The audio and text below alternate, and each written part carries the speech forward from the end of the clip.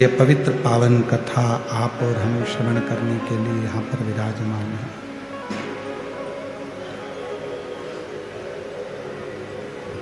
शिव जो एक बिंदु भी है,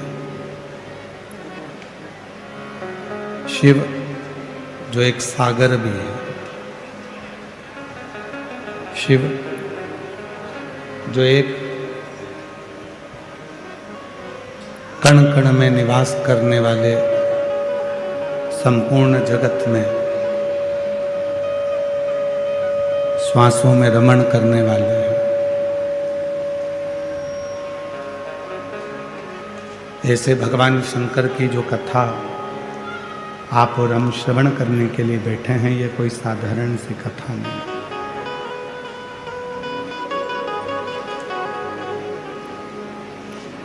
एक क्षण भी हम भगवान शिव से अपने मन को, अपनी आत्मा को उस परमात्मा से जोड़ें तो जीवन का सर्वाधिक सुख आपको और हमको प्राप्त हो सकता है।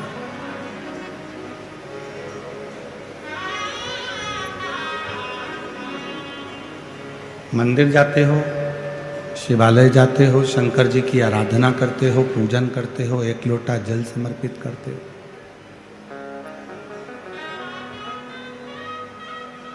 हो सकता है शिवालय जाने पर, शंकर जी के मंदिर जाने पर दुनिया आपको देखे,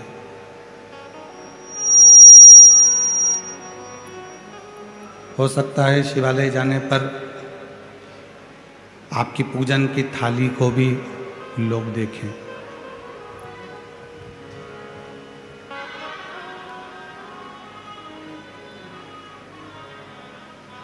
हो सकता है पूजन करने जाने पर या शंकर के मंदिर जाने पर तुम्हारा जल चढ़ाने का जो लोटा है, पात्र है, उस पात्र को, उस जल चढ़ाने के लोटे को भी हो सकता है कोई देखे।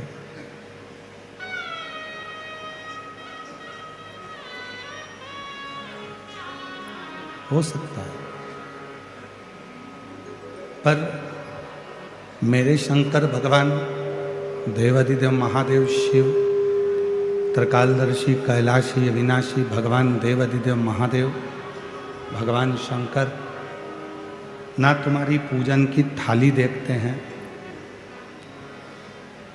ना शंकर भगवान तुम्हारा चेहरा देखते हैं, ना तुमको देखते हैं,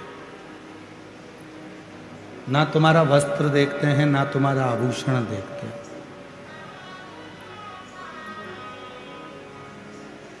मेरे भोले बाबा तो केवल तू जो निर्मल मन लेकर, सच्चा हृदय लेकर शिव के पास पहुंची है, शंकर के पास पहुंचे हो, भगवान भोलेनाथ केवल तुम्हारा निर्मल मन देखते हैं, इसके सिवाय कुछ नहीं। शिव यदि देखेंगे तो केवल तुम्हारा निर्मल मन देखेंगे, इसके सिवाय कुछ नहीं। आपका भाव कितना शुद्ध है, आपका मन कितना शुद्ध है, आप कितनी हृदय से विश्वास के साथ शिव जी की साधना कर रहे हो, भगवान शंकर की आराधना कर रहे हो, ये शिव देखिए। भगवान ये देखने के लिए नहीं बैठा है कि तुमने वस्त्र कौन सा पहना। और हमने पहले भी कथा में कहा, फिर कहते हैं, भगवान शंकर को पाने के लिए कपड़ा बदलने की जरूरत नहीं पड़ती, भगवान शंकर को पाने के लिए कलेजा बदलने की जरूरत पड़ती है, भगवान शिव प्राप्त हो।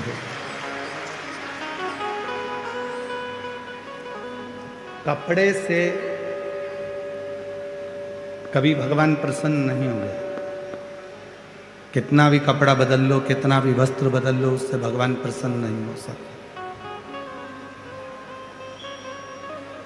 भगवान की प्रसन्नता है आपका हृदय कितना बदला, आपका चित्त कितना बदला, आपका मन कितना बदला।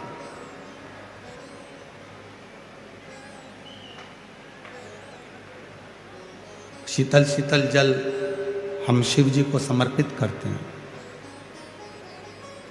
शीतल शीतल जल हम भगवान शंकर को चढ़ाते हैं। क्यों चढ़ाते हैं? वो शीतल जल हमें प्रेरणा देता है कि केवल मेरे शिवलिंग पर शीतल जल ना चढ़ाओ, अपने भीतर भी जो आत्मलिंग विराजमान है उस आत्मलिंग को भी शीतल रखो। जितना आप आत्मलिंग को शीतल रखोगे उतना उतना आप अपनी जिंदगी में शिव तत्व को प्राप्त कर सको।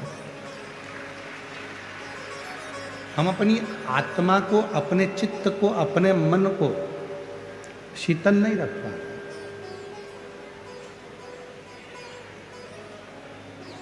किसी ने कुछ कहा और हमें क्रोध आ गया, किसी ने कुछ बोला और हमको गुस्सा आ गया, ये श्रेष्ठता नहीं।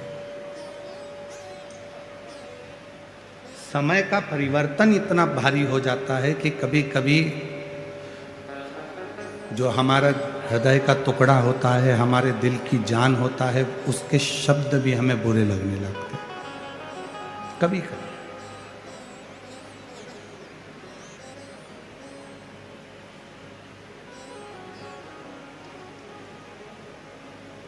जिस बहू को आप देखकर, समझकर, बातचीत कर कर लेकर आए हो, कभी कभी वही बहू अगर कुछ शब्द कह देती है तो हमको बुरा लग जाता है। जिस बेटे को आपने पाल पोस कर बड़ा करा, वही बेटा यदि कोई शब्द कह देता है तो आपको बुरा लग जाता है। पति आपको कोई शब्द कह देता है तो बुरा लग जाता है, पत्नी कोई शब्द कह देती है तो बुरा लग जाता है। घर के बुजुर्ग यदि कोई शब्द कह देते हैं तो बुरा लग जाता है। क्यों लगने लगा? पहले तो किसी के शब्द आपको बुरे नहीं लगते थे। पहले ना बेटे के शब्द बुरे लगते थे, ना बहू के शब्द बुरे लगते थे, ना माता के शब्द बुरे लगते थे, ना पिता के शब्द बुरे लगते थे, ना दादा के शब्द बुरे लगते थे, ना दादी के शब्द बुरे लगते थे, ना भाई के शब्द बुरे लगते थे, ना बहन के शब्द बुरे लगते थे। फिर ऐसी सोच हमारी कैसे बन गई? ऐसा हमारा विचार कैसे बन गया कि हमको कोई भी बोल देता है तो उसके शब्द बुरे लगने लगते हैं? वो शब्द हमें श्रेष्ठ नहीं लगते। क्यों? क्योंकि हमने हमारे विवेक में, हमारी बुद्धि में, हमारे चित्त में अहमता को धारण कर लिया, अहंकार को धारण कर लिया। मैं जो बोलूंगी वो होगा, मैं जो कहूंगा वो होगा।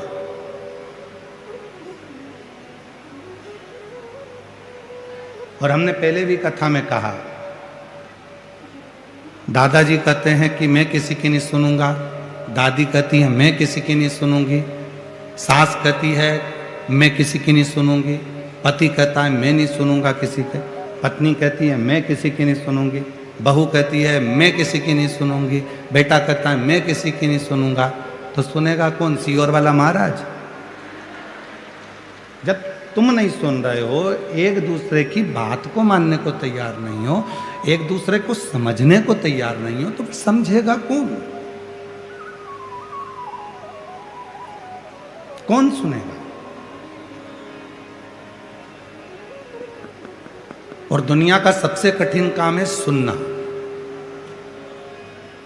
और जिसने अपनी जिंदगी में श्रवण करना प्रारंभ कर दिया, सुनना प्रारंभ कर दिया, वो जिंदगी में सफलता की ओर बढ़ता चलेगा। हम सुन नहीं पा रहे। देखो, मैं तुम्हारी बात नहीं सुनूंगी, फालतू की बात करना मती, मुझे बड़बड़ करना मती, मेरे को नहीं सुनना तुमसे। वो कल का आया मुझे सुनाएगा, मेरे को नहीं सुना। हम इसी सोच में, इसी विचार में, इसी सोच में, हम इसी सोच में, इन्हीं विचारों में हम फंसे पड़े हैं और हम कुछ अच्छा कर नहीं पा रहे।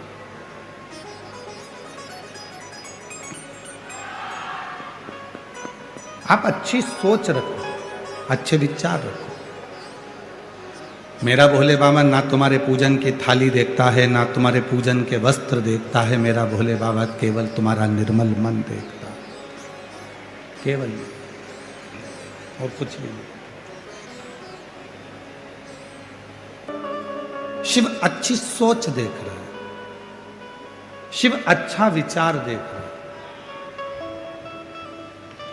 शिव अच्छी दृष्टि देख रहा है और कुछ भी नहीं देख रहा है बाबा।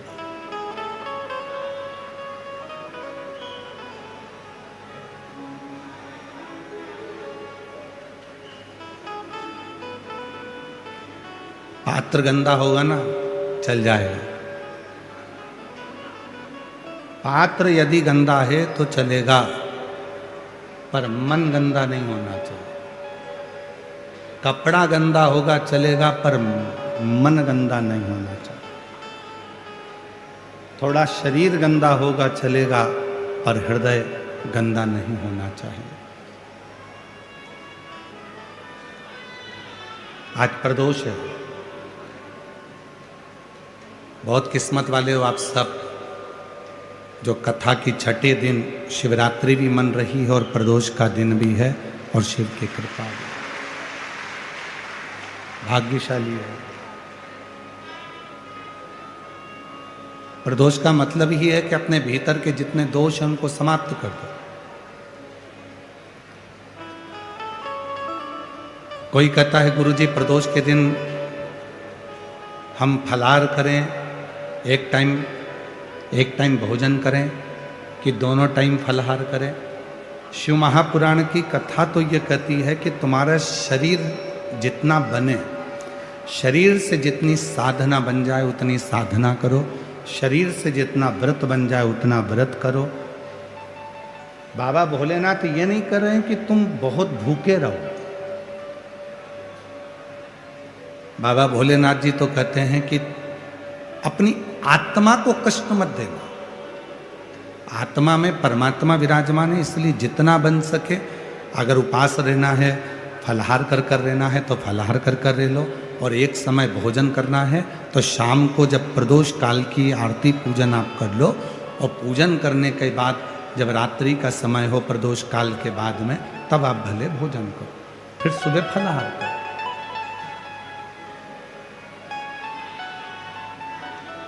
कुछ लोग ऐसे होते हैं कि प्रदोष के दिन फलाहार ग्रहण कर अगले दिन पालना करते हैं, अगले दिन ही अन्न ग्रहण करते हैं। तुम्हारे मन की जो संतुष्टि, तुम्हारे हृदय की जो संतुष्टि है, तुम्हारी आत्मा की जो संतुष्टि हो, उस संतुष्टि से शिव प्रसन्न हो।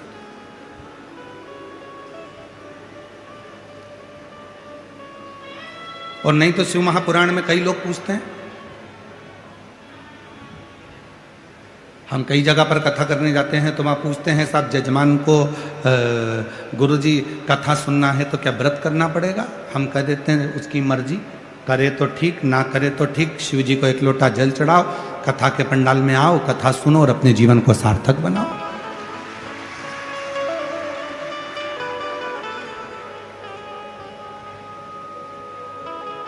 हाँ, श्रीमद् भागवत में जरूर लिखा है कि एक फल का सेवन करो और कथा को सुनो। इतने में काम ना चले तो फिर एक समय फलाहार करो, कथा को सुनो।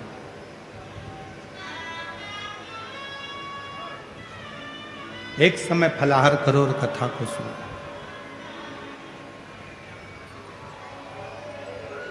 पर कोई हमसे शिव महापुराण की बात करे तो हम कह देंगे एक समय फलाहार करो, ना बन सके तो एक समय भोजन करो।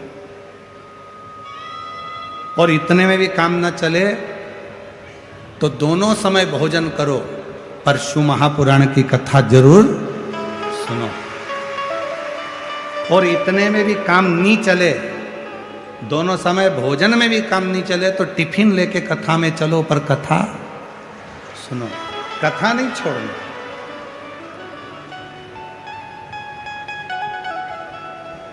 जैसे वो होता है ना तंबाकू वाला व्यक्ति, जिसको तंबाकू खाने की आदत रहती है, वो धीरे धीरे बस इंतजार करता है महाराज जी कब भजन गाएं। फिर बैठे बैठे उसको मल लेता, मलने के बाद में फिर वो इंतजार करता है महाराज जी भजन गाएंगे। तो महाराज जी ने जैसे ही भजन गाया तो उसने लगाई फटकी। अब वो इंतजार कर रहा है, जैसे ही महाराज जी बोले हर हर, और जैसे ही बोला हार हार, गया साइड में। अब वो इंतजार करता है बस भजन का, भजन आए और अपन खाए।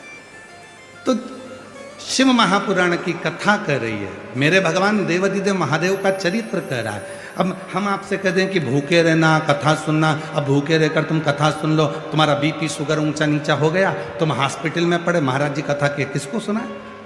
इससे अच्छा है तुम्हारा जैसा मन करे, दिल करे, फुल आनंद के साथ, फुल एंजॉय के साथ भगवान की अविरल भक्ति धारण करो। मेरा शिव तुम्हारे ऊपर करुणा करना प्रारंभ कर देगा, कृपा करना प्रारंभ।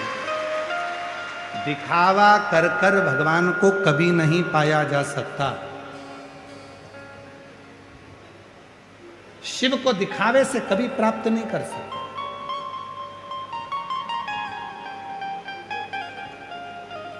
उसको केवल प्राप्त किया जा सकता है तो निर्मल मन से।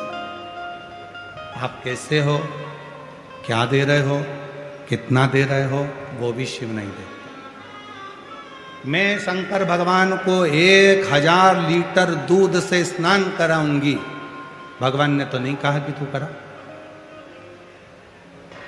मैं 108 बेलपत्र शंकर भगवान को चढ़ाऊंगी, भगवान ने ये भी नहीं कहा। भगवान तो कहते हैं एक बेलपत्र मुझे चढ़ा, ये भी ना मिले तो मेरी चढ़ी हुई बेलपत्र उठा ले, धो ले, वापिस चढ़ा दे। भगवान कह रहे, पर शिव जी कह रहे हैं कि कोई कहे कि शिव ने इतना कहा, ना ना ना, वो उसको कुछ नहीं चाहिए। उसको तो केवल तुम्हारा हृदय, मन, चित्त। एक कथा आती है, एक बहुत घने जंगल में एक चिड़िया रहती थी। छोटी सी चिड़िया थी। उसी घने जंगल में जहां चिड़िया रहती थी, उसी घने जंगल में एक शंकर का शिवालय था। ओटला बना है, शिवलिंग रखा है।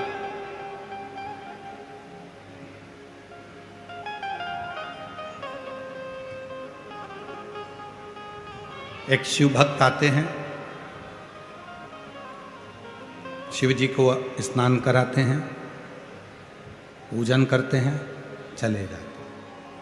वो चिड़िया रोज देखती है कि कोई शंकर जी के मंदिर में, शिवालय में आता है, जल चढ़ाता